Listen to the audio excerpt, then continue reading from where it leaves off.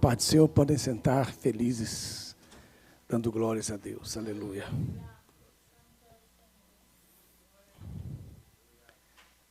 Eu queria saudá-los com essa palavra que Deus pôs no meu coração e quero trazê-la para todos vocês. Hebreus capítulo 12. Hebreus capítulo 12. A partir do versículo 18. Alguém tem uma caneta para me emprestar aí? Obrigado. Hebreus capítulo 12. Obrigado. Versículo 18.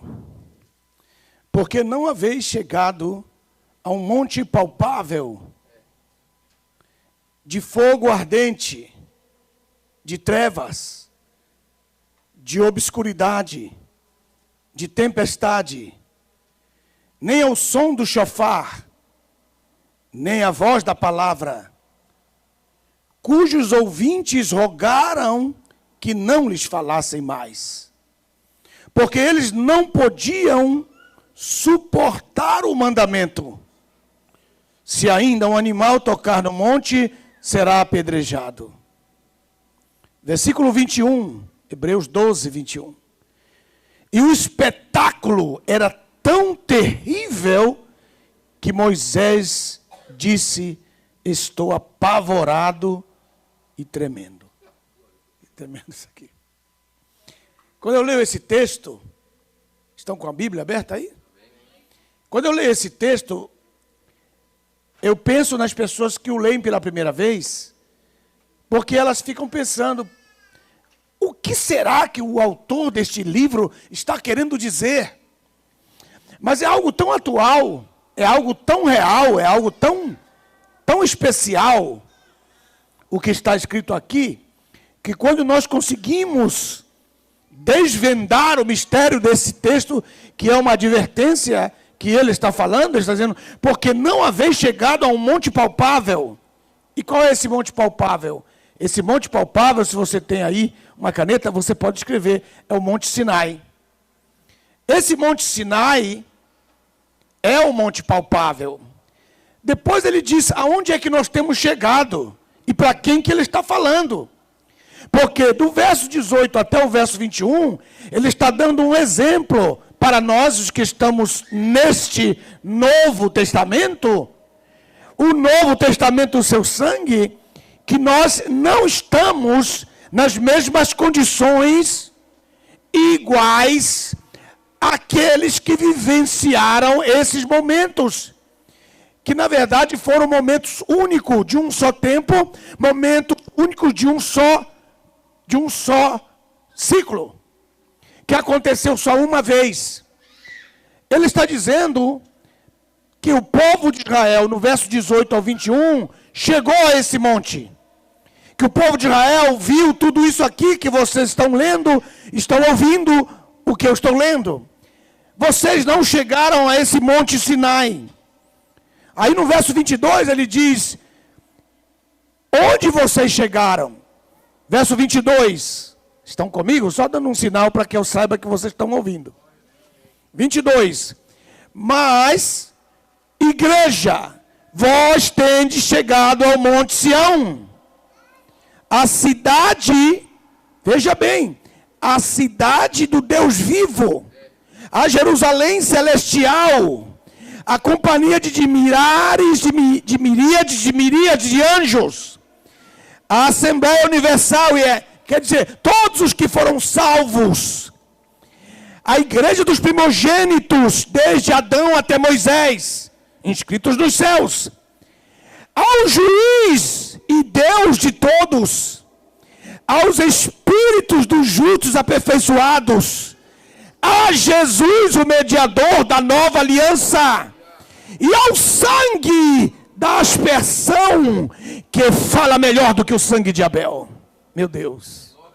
Quando nós lemos esse texto, pastor, quando nós lemos esse texto, homens de Deus estão presentes, igreja, A gente pensa assim, poxa, mas isso aqui deveria ser uma noite de estudo bíblico, uma noite para a gente estudar a Bíblia por um dia inteiro. Isso não é uma hora de nós vermos coisas teológicas, mas não tem nada a ver com isso. Tem a ver com a nossa vida, com a nossa estada aqui, com esse momento que vamos participar da mesa do Senhor, tem tudo a ver. E vocês vão se alegrar quando descobrirem que isso é verdade. Quem está com vontade de ouvir a palavra? Para isso, eu preciso convidá-los a que vocês possam ir comigo ao livro de Êxodo, capítulo 19. Para que vocês entendam o que Deus queria fazer naquele dia de que o próprio autor aos Hebreus está se referindo. O texto do capítulo 12, versículo 19, 18 em diante, está se referindo a esse texto de Êxodo capítulo 19. Mas o que é o capítulo 19, verso 1? Diz assim, veja o texto,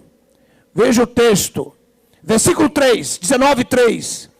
E Moisés subiu até Deus, atendendo ao chamado, e disse-lhe o Senhor Jeová, assim dirás à casa de Jacó, anunciarás os seus filhos, aos filhos de Israel, vós sois testemunhas do que fiz aos egípcios, e como vos levei sobre asas de águias, que são as suas mãos, e vos trouxe a mim. Agora, verso 5, se ouvides a minha voz, e guardardes o meu pacto, vós sereis a minha propriedade peculiar, entre todos os povos, porque minha é a terra, minha é toda a terra. Verso 6, 19:6, vós sereis para mim um reino de sacerdotes e uma nação santa. Estas são as palavras que dirás aos filhos de Israel. Verso 7, Moisés desceu, chamou os anciãos de Israel, repetiu-lhes todas as palavras, assim como o Senhor Jeová lhe havia dito. Então eles disseram no verso 8, nós faremos tudo o que o Senhor Jeová tem dito. Então no verso 12, o que foi que Deus disse para ele? A partir do verso 10. E disse mais o Senhor a Moisés, vai ao povo e diz-lhes que se santifiquem hoje e amanhã, e lavem as suas vestimentas. Verso 11. E estejam preparados para o terceiro dia, porque no terceiro dia descerá o Senhor Jeová à vista de todo o povo sobre o monte. Aleluia. Então, meus irmãos, o que o Senhor mandou Moisés fazer? Deixa eu falar um pouco aqui para eu passar para o próximo versículo 12, que eu tenho que explicar isso para vocês entenderem o verso 12. Então qual é a explicação, pastor Nelson? A explicação é que ele estava em cima do Monte Sinai. E então ele disse, vai, o terceiro dia eu encontro com eles aqui no topo. Você vai marcar o monte e vai transformar o monte em um tabernáculo. O primeiro dia você vai demarcar e eles vão subir o primeiro dia. Isso é, eles vão entrar no átrio. Quando eles entrarem no átrio, que aguardem o segundo dia. E ele marcou com as faixas o segundo dia, a subida do monte. E o povo tinha que subir até o segundo dia, que era o lugar santo. E o terceiro dia, que era o dia final, que era o terceiro dia, já era o equivalente ao lugar santíssimo. Então Deus está dizendo aqui para que vocês entendam mais fácil. Vocês vão sair do átrio, vocês vão sair aonde está a bacia de água, vocês vão sair aonde está o altar de sacrifícios, e vocês vão entrar na mesa dos pães. Depois vocês vão ter uma experiência com o Espírito Santo que está no lugar santo.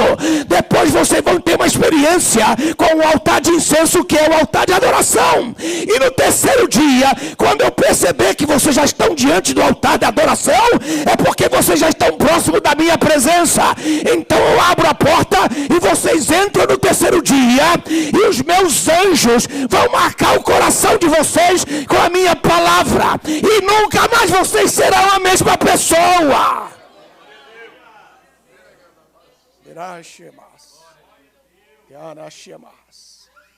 Então, quando Deus disse em Hebreus, quando o Senhor falou para Moisés que ele ia construir um tabernáculo físico, então Deus disse, faça segundo o modelo que que eu te mostrei no monte. Isto é, faz igual ao Monte Sinai, quando eu marquei o ato, marquei o santo e marquei o santíssimo.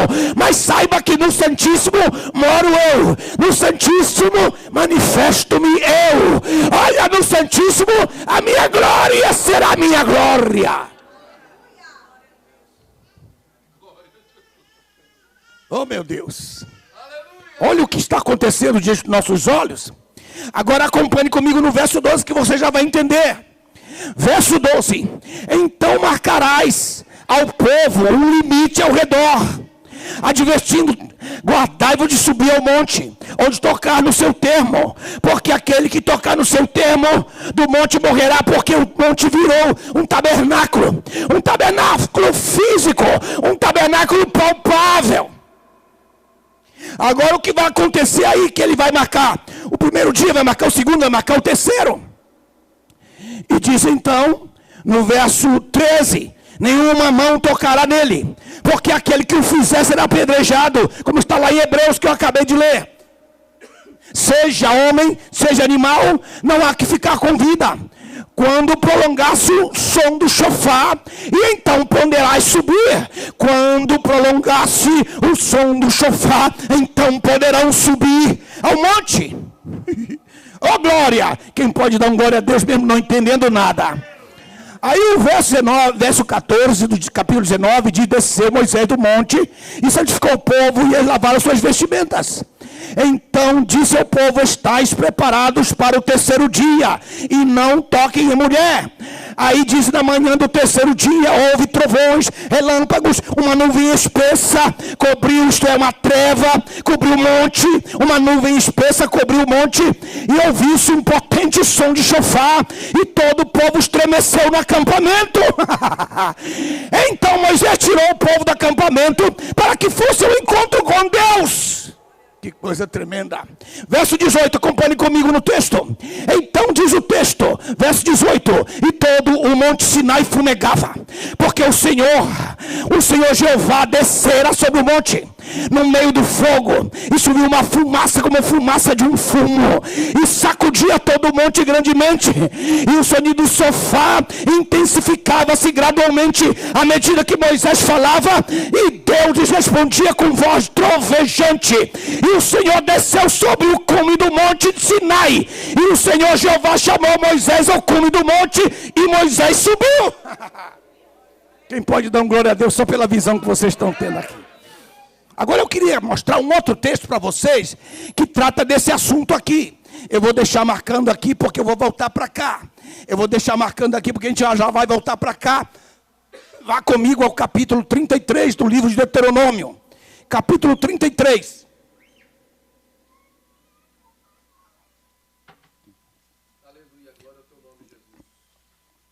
Quem está pegando alguma coisa aí, dá um sinal de inteligente, dando glória a Deus aí.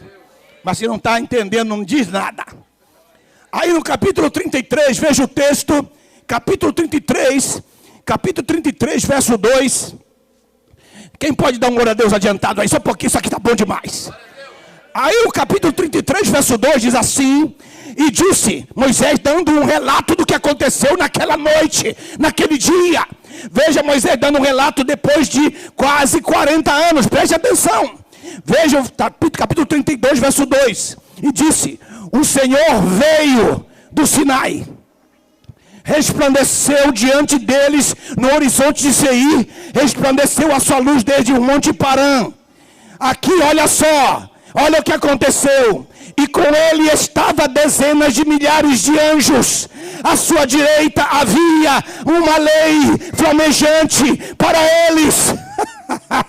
Meu Deus, ele ama o seu povo, e todos os seus santos estão na sua mão, sentados aos seus pés, e recebem dele a instrução. Que coisa preciosa. Essa visão que eu estou mostrando para vocês é o que estava acontecendo lá em cima. Volte para lá para que você acompanhe comigo.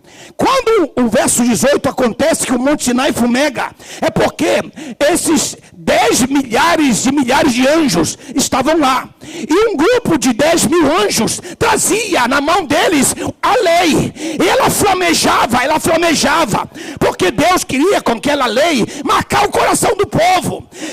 E o povo, quando viu tudo aquilo, que ele viu aquelas trevas, e de repente o fogo, e depois ele viu o monte balançar, e ele viu Deus falar, e Moisés falava e Deus falava, Moisés falava e Deus falava. É que nem aquelas pessoas que falam em línguas, e a outra repete, e a outra fala em línguas, e a outra interpreta. Quando esse culto, quem está acostumado nesse culto, eu estou muito acostumado. Quem pode dar um glória a Jesus aí que está entendendo? Quando o povo viu tudo aquilo, vá para o capítulo 20 para você ver o que aconteceu. No capítulo 20, veja o capítulo 20. No capítulo 20, quando eles viram acontecer tudo aquilo, diz o texto, a partir do verso 18 também. Veja, capítulo 20, verso 18. Diz assim: todo o povo presenciou os trovões, e os relâmpagos, e o som do chofar, e o monte fumegando. E o povo vendo isso, verso 18, tremendo de medo, ao invés de subir,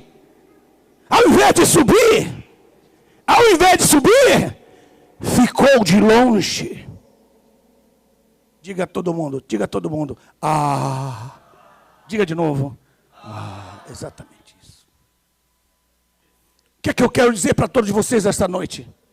Eu quero dizer que Deus sempre tem um propósito extraordinário para cada um de nós. Deixa eu profetizar agora, vocês vieram ouvir a palavra. Então escute a palavra. Hoje, se alguém perguntar o que Deus falou com você esta noite, diga para ele: Deus falou comigo, que Ele tem um propósito muito grande para comigo. Vou repetir: Deus tem um propósito extraordinariamente grande para mim. O único problema é se eu vou querer subir até onde Ele quer que eu suba, ou eu vou rejeitar o que Ele quer que eu não rejeite. Glória a Deus, disse a irmã. Muito bem. Versículo 19, acompanhe comigo, disse: e disseram a Moisés, olha só, falas tu conosco e te ouviremos, mas não fale Deus conosco, para que não morramos. A identidade que nós temos a respeito do caráter de Deus é completamente errada daquilo que Ele espera de nós. Porque o que Ele espera de nós é que, se Ele falar conosco, nós viveremos. Não me ouviram? Não me entenderam nada. A ideia que eles tinham é: se Deus falar conosco, morreremos. Mas a ideia de Deus é: se eu falar com eles, eles vão viver. Se eu falar com eles, eles viverão. Aleluia. Vale o glória a Deus ou não vale? E aí diz o texto, o que aconteceu aí, meus irmãos? Capítulo 20, versículo 20. Então respondeu Moisés ao povo: não temais, pois Deus veio para vos provar, e para que o seu temor esteja diante de vós, e assim não pequeis. E aí o verso 21 diz: e o povo permaneceu em pé longe. O povo não mudou, o povo permaneceu longe. Irmão, nós temos visto a esposa ver isso do esposo, o filho vê em relação ao pai, isso em relação à igreja, o pastor em relação aos membros. Que às vezes nós chegamos a um patamar espiritual que nós sabemos que Deus é verdadeiro, que Deus é justo, que Deus é poderoso, que Deus não falha. Mas a gente quer passar isso para o povo, e o povo vai para trás. O povo vai para trás por quê?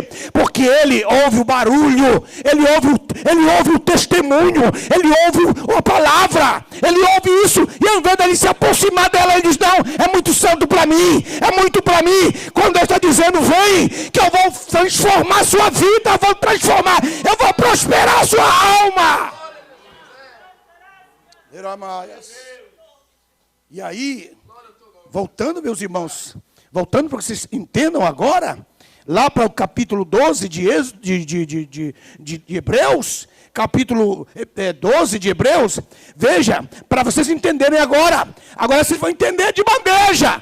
Olha aí, capítulo 12, verso 18, porque ele está dizendo: imagem que vocês estão tendo a respeito de Israel, naquele período do primeiro pacto, foi tão terrível, essa imagem tão tremenda que vocês tiveram, que vocês ficaram tentando não se aproximar, não se acercar, não se aproximar dele. Eu quero que vocês tirem essa imagem da sua cabeça, porque isso aí quem passou foi o povo de Israel. Vocês não são o povo de Israel, vocês são a igreja, vocês são a esposa de Jesus Cristo, o Filho do Pai. Vocês têm que entender qual é a sua posição diante de Deus. Vocês não foram chamados para o Monte Sinai, vocês não chegaram ao Monte Sinai. Aí a gente pensa assim, qual monte que nós chegamos, pastor Nelson? Aí ele está dizendo aqui que esse monte é um monte eterno, é um monte sobrenatural, é um monte acima do natural, é um monte onde Deus mora, não é um monte onde Deus desce para a terra para dizer como é meu culto. Eu vim aqui para mostrar para vocês como é que os meus anjos me adoram. Eu vim lá do céu trazer o meu próprio trono e os meus anjos aqui na terra de vocês, para vocês verem como é meu culto. Não, eu estou dizendo que eu estou trazendo vocês aonde é a minha casa.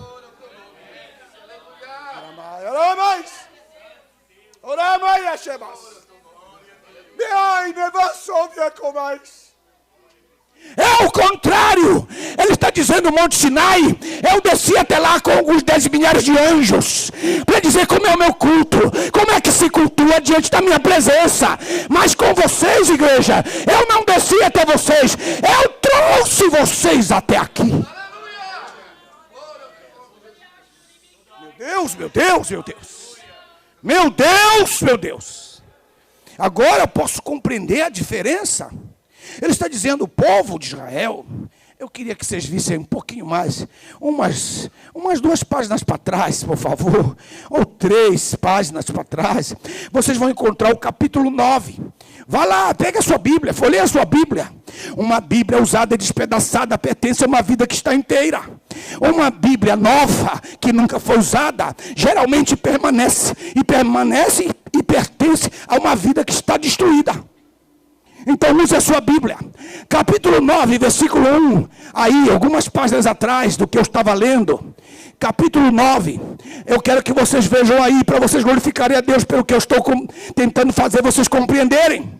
Capítulo 9, versículo 1, assim a primeira aliança continha propósitos. Assim, a primeira aliança continha preceitos. Assim, a primeira aliança continha prescrições para a realização do culto celestial num santuário terrestre. Ai, meu Deus. Glória. Explica melhor em outras palavras, pastor Nelson, porque eu sou do grupo do BBB, eu sou dessa gente aí. Explica aí para mim. Vou explicar. Desce aí para o primeiro andar que eu estou na garagem. Estou na garagem agora explicando para você. Preste atenção no que eu vou dizer.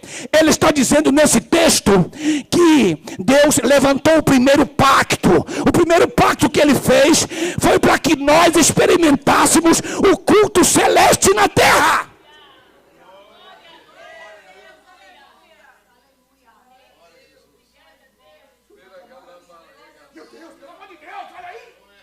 Eu vou repetir o texto. Eu vou repetir. Se é preciso explicar de novo, eu explico.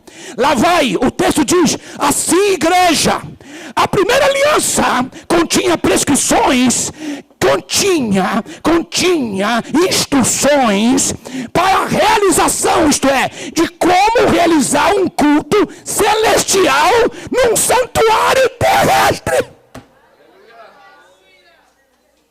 Meu Deus, meu Deus, meu Deus, meu Deus. O que ele está dizendo é que nenhum culto na terra é terreno. O culto que nós fazemos, pastor Pedro, é celestial.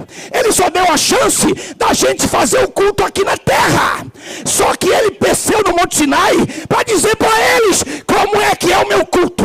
Meu culto, um fala para o outro, santo, e outro diz santo. Outro santo, ele diz santo.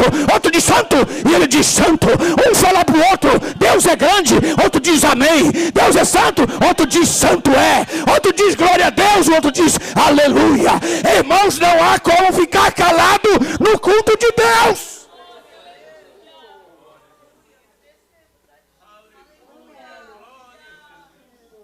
Quem pode dar um glória a Jesus aí?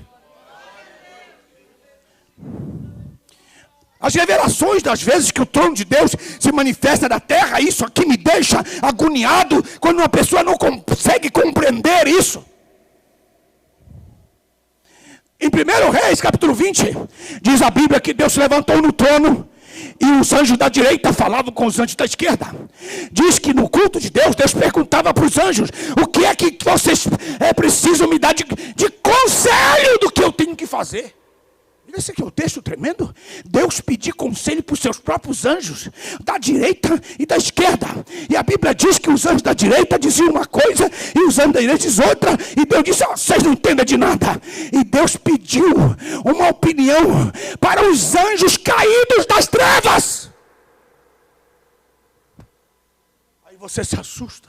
Diz assim: foi? A Bíblia diz que veio um espírito de mentira e disse: eu serei um espírito de mentira na boca dos profetas. Aí Deus disse: vai, fala e faz.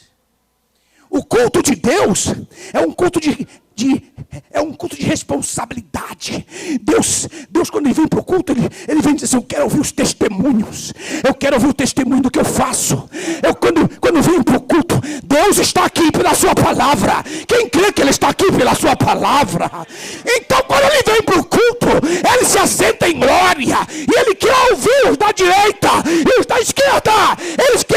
Ele quer saber quem tem alguma glória para dar, quem tem algum conselho espiritual para dar.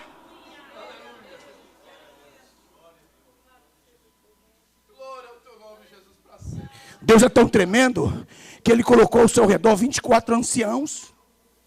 Ele não governa sozinho. Por isso que o pastor tem que ser visto na congregação. Nós não temos que vir para a igreja para ver a nuca do pastor. Nós temos que vir para o templo para ver a face do pastor. Mas os neopentecostais inventaram isso de que o pastor tem que sentar aí embaixo. E a gente está pegando pouco a pouco algo dos neopentecostais. Mas Deus se senta de frente para os seus anjos e junto com ele 24 presbíteros.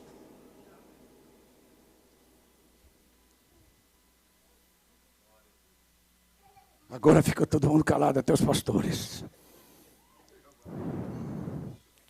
Capítulo 9, versículo 1. Assim a primeira aliança continha prescrições e instruções para a realização do culto celestial em santuário terrestre. Então Deus veio com seus anjos, trouxe a palavra. Quem pode dar um glória a Deus adiantado pelo que eu vou dizer aí, dá uma fé? Eu vou dizer agora, então receba. Deus disse: vou descer o Monte Sinai para ensinar para esses pentecostais como é que se faz um culto com glória. E a primeira coisa, meu pastor, que ele trajo foi a palavra. A palavra era o centro do serviço. Era a palavra el centro del serviço. Era a palavra el centro del culto.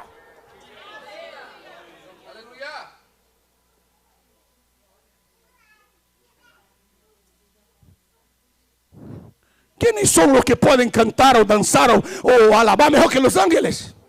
No hay, hermanos. Nosotros somos así chiquitos cerca de la gloria y de la experiencia que los ángeles milenares tienen delante de Dios en sus servicios. Pero Dios dijo: voy a bajar ahí, voy a enseñar a esta iglesia, a este pueblo medroso, como si es aquí en el cielo. Porque nosotros estamos predicando, hay algunos hacen así, mire. La Biblia dice que el pueblo hizo así, que puso sus manos en el oído para que no escuchara la palabra. Para algunos tremendos, porque mira, cuando yo escucho una palabra de Dios, cuando yo recibo una palabra de Dios, yo hablo amén, gloria a Dios, si es posible me quedo parado. Y otro día yo estaba predicando, yo estaba para predicar en la iglesia sede de Belén. Yo iba a predicar, pastor. Estaba sentado, pero el predicador que estaba predicando estaba muy mal, pero muy mal. E então, falei: o que vamos fazer para cambiar esse assunto? Porque eu não vim desde allá, atravessei toda a cidade, 2 horas de manejo para vir escutar qualquer coisa. Não, Senhor, empecé a glorificar a Deus. Empecé a glorificar a Deus, pastor. Empecé a glorificar e a glorificar a Deus. E o homem sentiu a unção da palavra e não vino a palavra vino ao homem. E este homem começou a predicar, depois de quase 40 minutos, ele engrenou y empezó a predicar. Hermano, la gloria de Dios vino, bajó sobre la gente que estaba ahí, y el poder vino, el poder vino, el poder vino, el poder, y ya casi no paraba.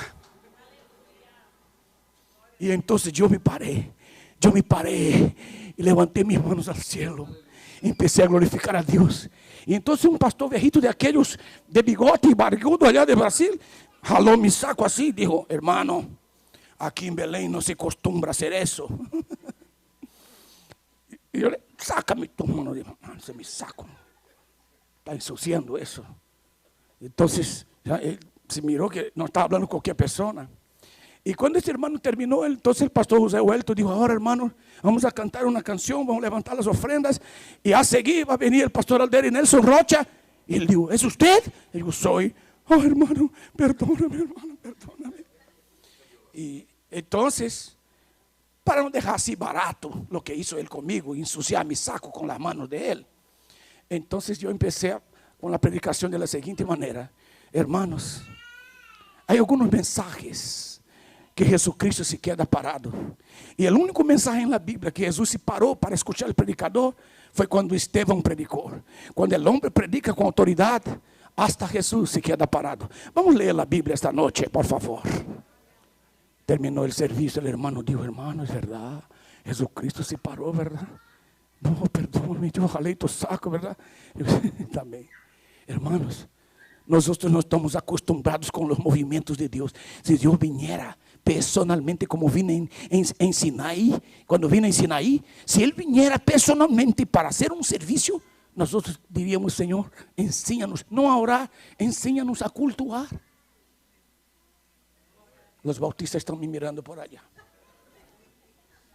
¿Cuántos están ahí? ¿Cuántos están ahí? ¿Están felices?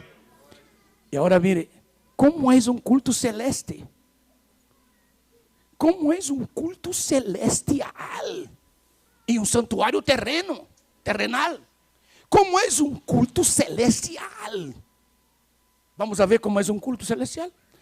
Ve Apocalipsis capítulo 4. Apocalipsis capítulo 4. Allá al final de la Biblia. Apocalipsis capítulo 4. Vas a ver más o menos cómo es un culto. En el capítulo 4.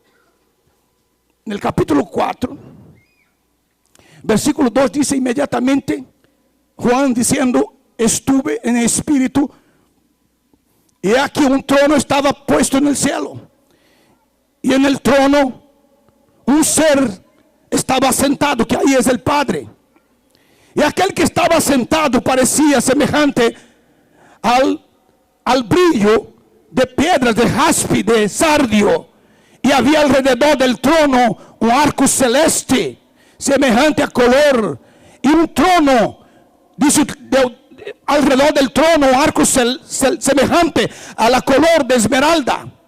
Versículo 4. Y había 24 tronos alrededor del trono, y sobre los tronos vi que estaban sentados 24 ancianos con vestiduras blancas y tenían coronas de oro sobre sus cabezas.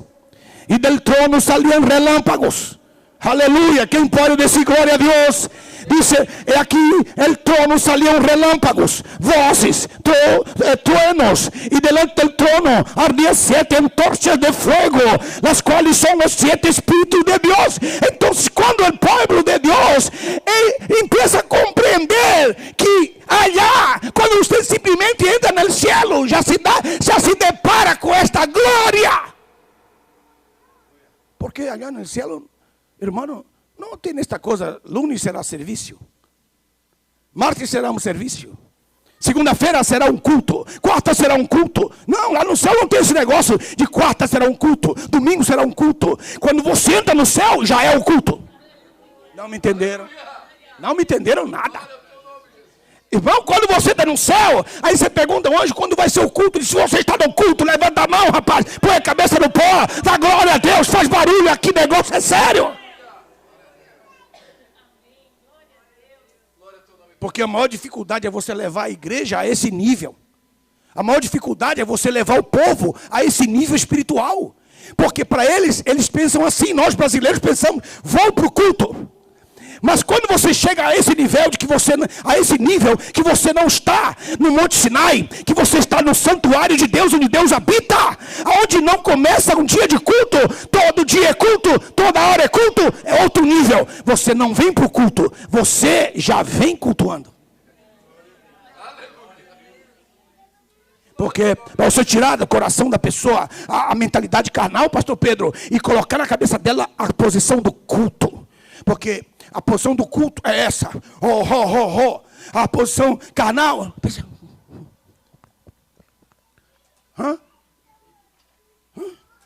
Sim. Eles já não sabem. Então, velo bem. A dificuldade. E por que é tão difícil? Mire, Abel e Caim, haviam quatro, quantos disse? 4 vocações da humanidade. Abel tinha a agropecuária, Abel tinha a música. A música era a capacitação de Abel e a agropecuária. E a capacitação de Caim era a imobiliária, as cidades, as construções de las cidades. E a indústria de ferro. Então, quando Caim mata a Abel, Deus disse, já que matasse a Abel, tendrás que fazer as vocações que ele tinha que haver hecho. Então, queda com Abel. E quando Caim lo mata, então a responsabilidade passa para Caim. Então, Caim não tinha a responsabilidade da agropecuária, logo as ovelhas, os sacrifícios. Os ovinos, os bovinos, não estavam na condição para ele, era para Abel. E quando Caim lo toma e não lo regressa. Então, irmão, a maior dificuldade para poder fazer um serviço é trazer a gente para trazer a ofrenda, é trazer a gente para a música, para a adoração, porque Caim não quer deixar o que não lhe pertence.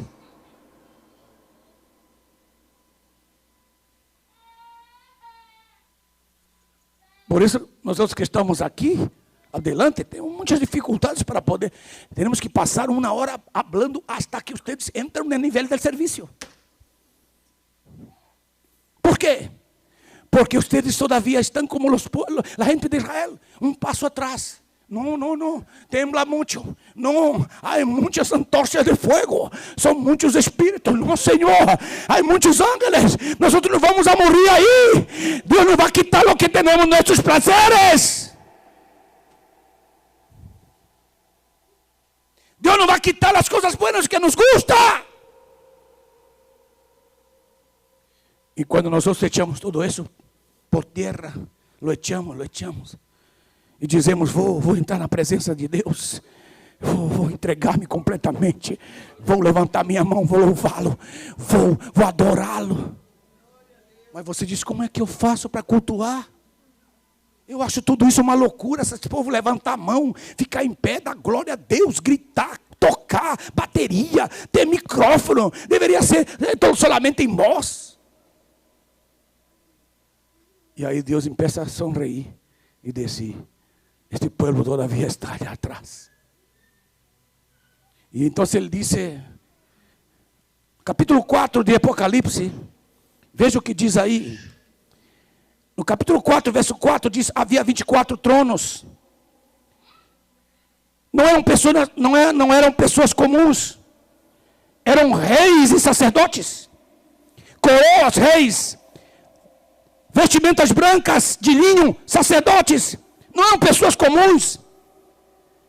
E diz o texto, do trono saíam relâmpagos, vozes, trovões. E o que aconteceu lá em Êxodo capítulo 19, que acabamos de ler, que havia vozes, trovões, relâmpagos. Por quê? Porque para eles, trovões, relâmpagos era uma coisa que é que nem cachorro tem medo no dia de ano novo. Os crentes pentecostais, por maiores que sejam, eles têm medo se Deus trovejar. Se Deus trovejar, eles se escondem debaixo da cama espiritual, porque Deus está falando muito alto.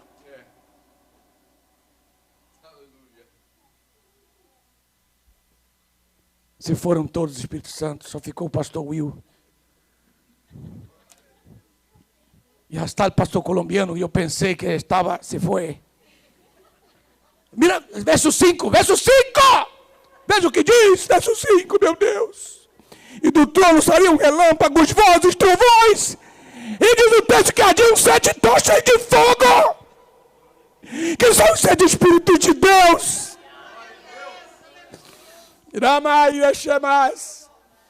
E o que Deus foi fazer lá no Sinai?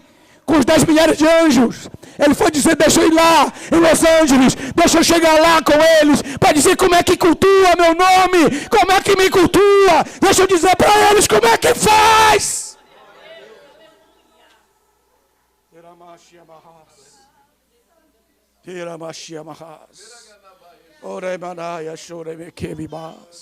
Quantos podem dar glória a Deus mesmo forçado? Diga glória a Deus.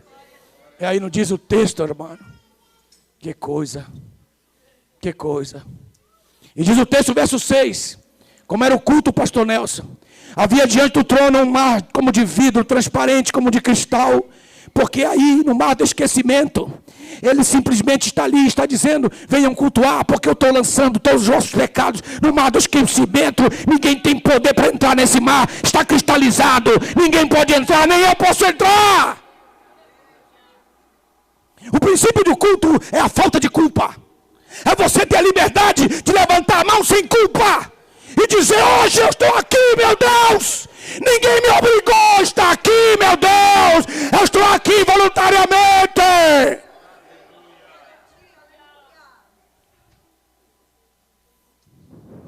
Quando você está sem culpa, você cultua a Deus com toda a autoridade.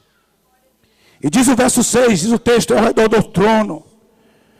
Diz o texto, no permeio de cada lado do trono havia 4 querubins, cheios de olhos por diante e por detrás, mostrando que a presença de Deus está por todos os lados, que Deus está vendo o mínimo louvor, a mínima palavra que você diz, Ele está vendo, camarada. Porque às vezes você é tímido, você é fleumático, e o fleumático para dar um glória a Deus é a maior dificuldade, tem que espetar tem que espetar algo nele. Já o sanguíneo não, o sanguíneo é doidão mesmo, nem precisa fazer culto, que ele já está no banheiro, ele canta, na cozinha ele canta. A mulher, quando ela é serva de Deus, ela canta até quando está brigada com o marido. E quando ela briga com o marido, você pode ver toda mulher quando briga com o marido, ela canta na cozinha.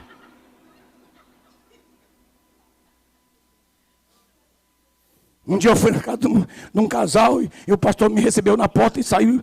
E eu acho que ele não prestou atenção no horário. Eu estava tudo certo para a gente ir. Ele veio de pijama, atendeu de pijama e correu. Disse, pastor, estou indo trocar minha roupa. E a mulher dele estava cantando na cozinha. Eu já sabia que eles tinham brigado. Aí na cozinha, aí ele, irmão, quando eu quero brincar, eu brinco mesmo. Aí eu cheguei com a irmã e disse, irmã, e aí a briga do seu marido foi boa? Ela, disse, porque o senhor sabe, digo, a minha esposa fala a mesma coisa. Toda mulher brasileira, se for nordestina, ela faz maior ainda. Elas cantam e põem o disco bem alto. E elas escolhem aquelas músicas de sai Satanás, sai Satanás. Mas ela não está fazendo isso porque ela quer, ela está mandando falar para o marido.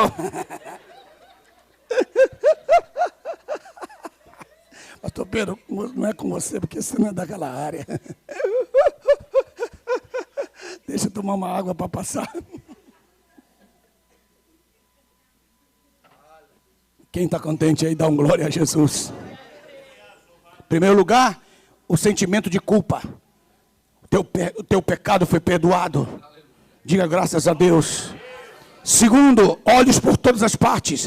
Deus está vendo qualquer lance seu. O mínimo amém ele recebe. Quem dá um glória a Deus aí, um amém. Verso 7, para terminar, veja aí o verso 7. E a face principal do primeiro querubim era de um leão. A face do segundo querubim era de um bezerro. A face do terceiro querubim era como o rosto de um homem. E a face do quarto querubim era de uma águia voando. Aí ele está dizendo, os 4 temperamentos estão representados aí. O leão, o colérico, o homem, o sanguíneo, o boi, o fleumático, a águia, o melancólico. Todos na presença de Deus. O sanguíneo do jeito dele, o melancólico do jeito dele, o fleumático do jeito dele. Diga graças a Deus. E o sanguíneo, do jeito dele, o sanguíneo levanta, ele grita, ele levanta a mão. O melancólico diz: Deus, tem misericórdia do teu servo. Oh meu Deus, olha só, ele vai cair dessa cadeira, meu pai. E todos estão ali na igreja. Cada um faz parte de um coro. Cada um faz parte de uma área. Cada um está vencendo numa região. Cada um está vencendo num poder, com um poder extraordinário. Cada um está vencendo com autoridade. Mas todos estão ali cultuando. Aleluia. E você olha, porque a mulher fica preocupada com o marido, porque ele é sanguínea. Aí ela cutuca o marido, cala essa boca, não sabe nem deixa paz. E a mulher, por que você não dá glória a Deus? Mas ele é fleumático, irmã. Eu só tenho que aprender a honrar seu marido do jeito que ele é. Ele está ali, ele está ligadão, ele está ali. Ele é fleumaticão, daqueles irmãos que se cair um prédio na cabeça dele, ele não arreda nem um dedo. Ele está paradão, mas ele está dando glória a Deus na cabeça. Aleluia. Quem está aí, olha, glória a Deus. Você viu ele falar? Glória a Deus, falou na marra. Aleluia, dá um glória a Deus aí. Todo mundo está lá no culto de Deus. Quem está aqui? Aí o verso 8 diz: cada um dos 4 querubins tinha 6 asas, e ao redor dos seus corpos haviam por dentro, estavam cheios de olhos. E diz o texto: e não cessavam de dizer: olha isso aqui, meu Deus! E não cessavam de dizer: Santo, Santo, Santo é o Deus onipotente, aquele que era, aquele que é e aquele que há de vir. Meu Deus, você já pensou? Às vezes, quando tem irmão na igreja, a gente fica preocupado, nervoso com ele. Posso sentar aqui desse lado só uns segundos? Eles ficam sentados perto da gente, às vezes incomoda a gente. Aí dá glória a Deus aí, dá glória a Deus, aleluia. E você tem vontade de dar um pau nele, você quer aí. Mas não é, é que ele está num nível superior a você. É que você ainda está lá no Monte Sinai, e ele já está no Monte Sião. E assim, com a igreja, tem irmãos, eu fui numa igreja lá em Pernambuco pregar, e então, quando eu estava pregando, o irmão lá atrás disse: Pipalai! Eu disse: Pipalai. E eu pregando, Pipalai. E ele ficou nesse Pipalai o tempo inteiro. Aí o pastor viu, o pastor Nelson está incomodado com ele, não é? Ele disse: não, irmão, eu estou só... Quando ele diz Pipalai, todo mundo dá glória a Deus. Mas o que é isso? Que ele é o Pipalai, o principal? Não, senhor, todo mundo... Eu falei: Pipalai, todo mundo, aleluia, glória a Deus. Aí o pastor disse assim: esse aí é o meu pai. O pastor da igreja, esse aí é o meu pai. E quando ele não vem, o culto é fraco. E Deus usa ele para despertar a igreja. E quando ele diz Pipalai, poder vem, porque o povo desperta.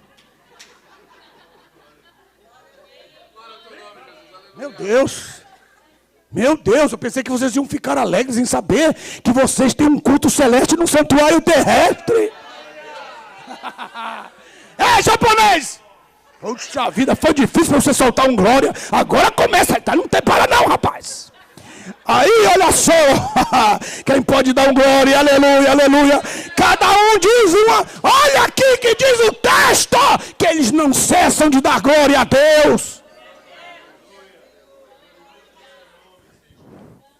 Verso 9, já vou terminar. E diz assim no verso 9: e sempre que os querubins, presta atenção isso aqui. Vou dizer de novo. E sempre que os querubins davam glória, honra, ação de graças àquele que estava sentado no trono, aquele que vive para todo sempre, olha o que acontece. Existe uma reação. Diga comigo, igreja, diga comigo. Existe uma reação. Aí está. Diz o texto, vou ler de novo. De novo, verso 9. E sempre que os querubins davam glória, honra, ação de graças àquele que estava sentado sobre o trono, aquele que vive para sempre, os 24 anciãos se ajoelhavam diante daquele que estava sentado sobre o trono e adoravam aquele que vive para todo sempre, e lançavam suas coroas diante do trono. Meu Deus, que é isso? Irmãos,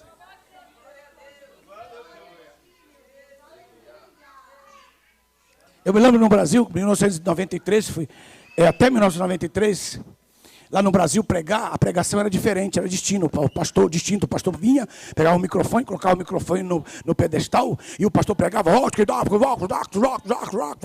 ele ficava, aí eu voltei para o Brasil. Quando eu voltei para o Brasil, comecei a pregar na igreja do pastor Jabes Alencar, comecei a pregar na igreja do Brás, comecei a pregar nas igrejas independentes ali. E na minha mensagem, Eu comecei a dizer, diga para o seu irmão aí, diga para o seu irmão aí, fala para o seu irmão aí. E alguns pastores desses bigodudos, desses camaradas assim, eles que não gostam mesmo da mim, não vão com a minha cara, e nem no céu, porque lá no céu nem vão entrar.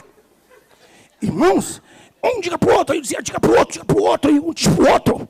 Aí o pastor falou assim, esse negócio que o Alderi inventou aí, dizer um para o outro. E um dia eu me aborreci e falei assim, irmãos, os anjos adoram a Deus no culto, e um diz para o outro. E a Bíblia diz no livro de Isaías, capítulo 6, que o anjo dizia para o outro, do outro lado, santo, e o outro dizia santo. Diga para o outro, santo, diga para o outro. Aí ele falou assim, como que eu não tinha lido esse versículo?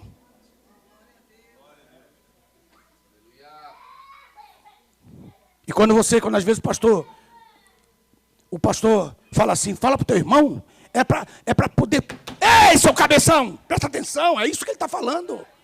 Quando ele fala assim, ei, camarada, fala alguma coisa, rapaz, é isso que ele está dizendo, para que você preste atenção.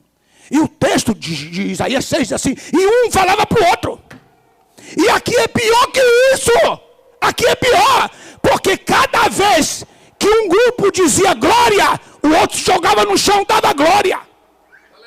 Já pensou se isso pega agora? Eles iam dizer que nós estaríamos inventando, que nós estaríamos criando uma coisa nova. E isso lá no céu é comum, pastor Pedro. Então vai se acostumando a jogar sua coroa no chão. Quem está aí? Dá um glória a Jesus aí. Porque o mais incrível de tudo isso é que se fossem jovens, tudo bem, pastor Pedro, mas não é. Diz aí que são anciãos. Eles devem ter uns 250 milhões de anos. Ninguém fala nada, está todo mundo aí. Aí que um cara tá velho e fala assim, esse pastor aí fica mandando a gente ficar em pé. Olha quantos anos eu tenho. Tu já tem o quê? Uns 50, bicho? Por aí. Puxa vida, rapaz. Aí você fala pro Pedro, Pedro, é teu cabelo, rapaz. Veja aí, rapaz. E esses caras de cabelo branco, eles são os que mesmo dão glória a Deus na igreja. Ele disse que era, depois tu pega ele lá fora. Quem está aí, meu Deus? Quem dá um glória aí? Quem pode dar um glória a Deus agora? E aí, um ancião. Se dissesse o jovem de 18 e se joga e levanta, é porque não tem artrite, irmão. Poxa, eu pensei que se eu dar um glória a Deus mesmo disfarçando que é. Pastor, concluindo, os nossos cultos não são terrenos. Quem pegou aí, segunda palavra? Nossos cultos não são terrenos. Nossos cultos são celestes. Nossos cultos é Deus na terra entre nós. E nós somos levados à sua presença.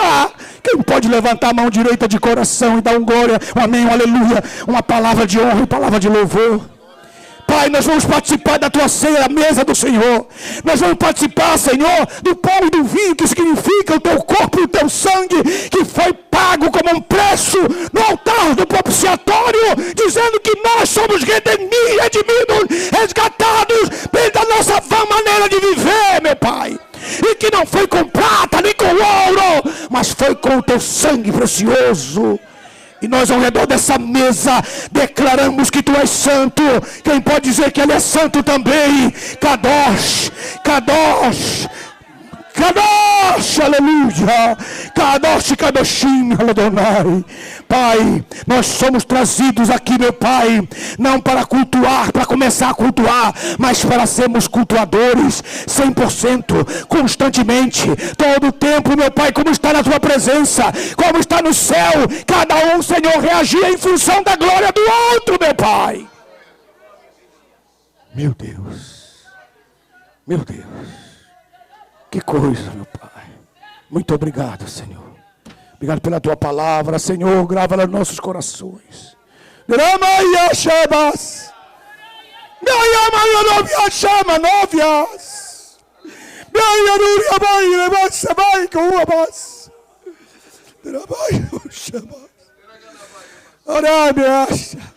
Recebe glória, recebe honra. Recebe todo louvor, todo domínio. Toda adoração pertence a ti, meu Pai. Senhor, obrigado pela vida, pela saúde, pela paz que o Senhor tem nos dado, meu Pai. Levantamos nossas mãos, meu Pai, e tomamos todo o principado e potestade que se move pelo poder do teu nome e das tuas mãos, Pai. E retiramos de sobre a nossa nação brasileira, meu Pai. Senhor, tudo pode naquele, Senhor, tudo pode fazer naquele, para aquele que crê em Ti, crê na Tua palavra. Nós como igreja oramos pela nossa nação agora, Pai. Envergonha o inimigo, envergonha Satanás. Os macumbeiros não têm mais autoridade de que os Teus filhos que levantam as mãos, Pai. A obra do inferno não pode prevalecer contra a nação brasileira, meu Pai. Leva o céu sobre Brasília, desce sobre aquele lugar e queima, Senhor. Pai, sobre Colômbia, meu Pai. Ei, me chama, raia. Colômbia, Colômbia. Ei, Colômbia. Ei, Deus, desce em Colômbia. Desce em Colômbia, meu Pai. Meu Pai celestial. Faz uma obra, meu Pai, para que aqueles que possam escutar, meu Senhor, retira os seus ouvidos, Pai. Nós te adoramos, nós te adoramos. Quantos o adoram, diga uma palavra de adoração a Ele. Obrigado, Senhor.